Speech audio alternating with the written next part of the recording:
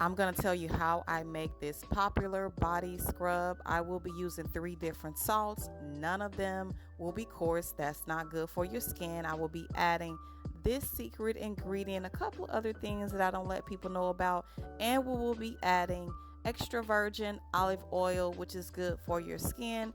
So this can help you with eczema, acne. It's gonna have your skin glowing. You can use it in your shower. It'll have your whole bathroom smelling good. The people who love it, they love it. They don't want me to stop making it. I've been trying to discontinue it, but they want me to keep making it. I have 2 different fragrances: cookies and cake and lavender.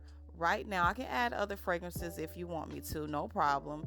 But you're going to keep on stirring this so that it has a smooth texture. That's why the people love it. It's very, very smooth on your skin. This is all natural. If you want this body scrub, I have it.